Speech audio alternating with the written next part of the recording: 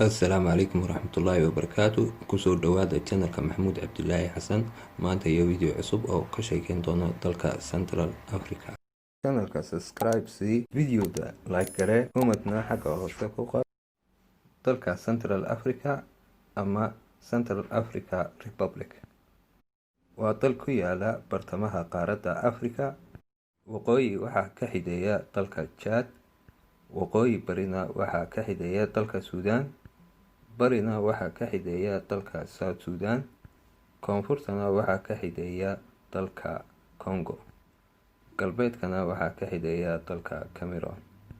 Caasimadda dalka magaceedu waa Bangani. Cabirka dhulka dalka waa 620,000 oo kiiloomitir oo square ah. Tirada dadweynaha ku nool dalka Central Africa waa 4,600,000 sanadkii 2018. Dadweynaha nool dalka waxay ka kooban yihiin 80 qowmiyadood oo qowmiyad kastaba u leedahay afkeeda gaarka ah.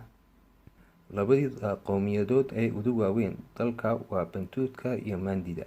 Diinta dalka Central Africa waa Kiristaanka, xagga Kaatooligu yihiin 25%, Borotistaanku yihiin 25%, Muslimkuna yahay 15%.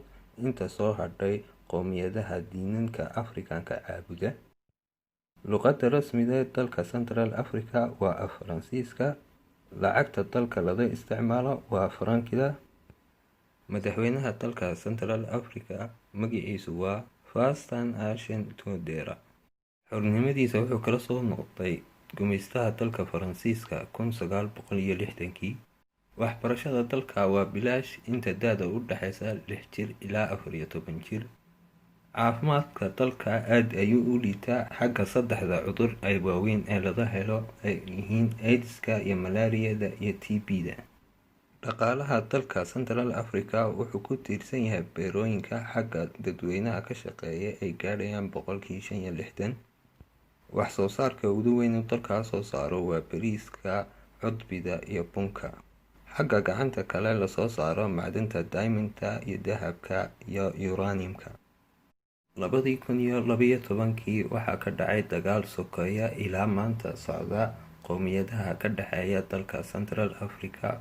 Xagga loo geystay qowmiyadda Muslimka xasuuq iyo dil.